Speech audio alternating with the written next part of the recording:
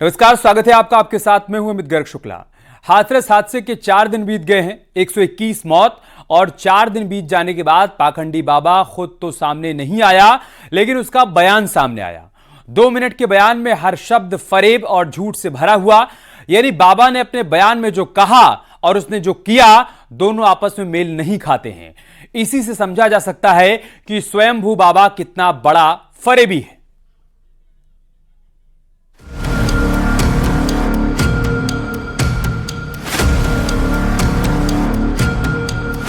बाबा तो सामने आया, लेकिन बयान पर झूठ का साया।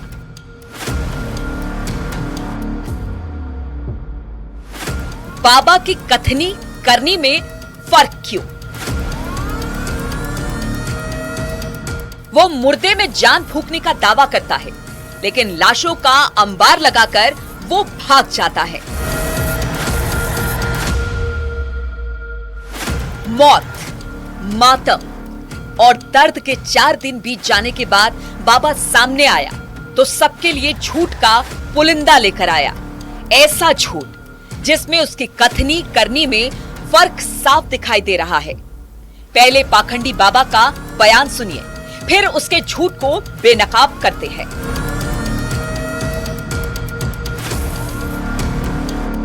पाखंडी बाबा कहता है कि मैं 2 जुलाई की घटना के बाद बहुत व्यथित हूं, लेकिन अगर वो सच कह रहा है तो दर्द बांटने के बजाय बाबा फरार क्यों है? हम 2 जुलाई की घटना के बाद बहुत ही व्यथित हैं। बाबा कहता है कि प्रभु हमें इस दुख की घड़ी से लड़ने की शक्ति दे। वो खुद को भी कभी भगवान कहता था, लेकिन अब सवाल उठता है कि घड़ियाली आंसू बहाने के बजाय हादसे को रोकने की कोशिश क्यों नहीं की? प्रभु हमें बस संगत को इस दुख की घड़ी से उबरने की शक्ति दें। बाबा का सबसे बड़ा झूठ तो तब पकड़ा गया जब उसने कहा सभी शासन और प्रशासन पर भरोसा बनाए रखे। लेकिन सवाल ये है कि वो खुद पुलिस से अब तक क्यों भाग रहा है? सभी शासन एवं प्रशासन पर भरोसा बनाए रखें। बाबा के बयानों और उसके इरादों का फर्क हमें तो साफ साफ दिखाई दे रहा है। बयान से साफ है कि उसके अंदर का चोर पुलिस के सामने आने से रोक रहा है। हालांकि स्वयंभू बाबा के वकील एपी सिंह का दावा कुछ और ही है। साकार हरी किसी एफआईआर में नामजद है क्या? नहीं, अभी बिल्कुल वांटेड है क्या? नहीं। कोई उनसे किसी को पूछताछ करनी है क्या? बिल्कुल, पुलिस को तो बिल्कुल करनी होगी। आप तो इन्वेस्टिगेशन एजेंसी नहीं है। लेकिन जब पुलिस लगातार उनके देखिए, पुलिस उनके जो उनका घर है उसके बाहर है। सवाल देखिए खड़ा तो उनका घर कहीं नहीं, उनका घर कहीं नहीं है। उनके आश्रम होते हैं और वो आश्रम उनके नहीं होते हैं। अगर कोई भी आश्रम इस देश में नारायण साकार हरि के खुद के नाम है तो मैं आपको उनके एडवोकेट होने के नाते डॉक्टर एपी सिंह घोषणा कर रहा है कि वो आश्रम न्यूज 18 को हम डोनेट करते हैं। आप उनके देश हित के लिए काम। बाबा के बयानों में शुरू से आखिरी तक झूठ ही झूठ भरा नजर आता है। करीब 2 मिनट के बयान में बाबा का हर शब्द झूठ में डूबा हुआ था। ऐसा झूठ जिसे पचा पाना आसान नहीं। बाबा ने अपने बयान में कहा कि हमें विश्वास है कि उपद्रवी बख्शे नहीं जाएंगे, लेकिन सवाल यह है कि सबसे बड़ा विलन जनता उसे ही मान रही है। फिर 4 दिन से पुलिस के सामने क्यों नहीं आया बाबा?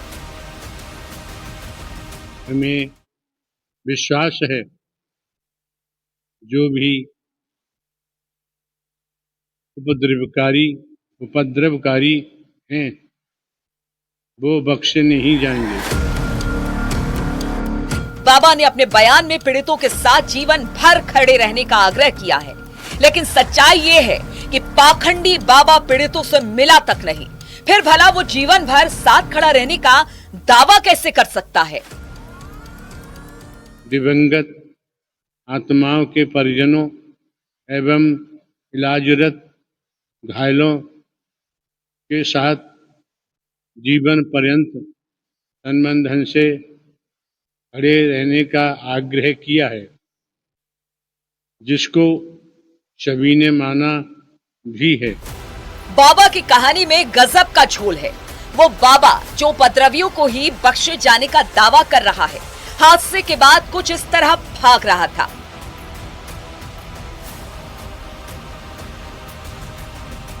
हालांकि बाबा के वकील एपी सिंह दावा कर रहे हैं कि बाबा कहीं छिपे नहीं है, लेकिन सच तो यह है कि बाबा सामने भी तो नहीं आ रहा।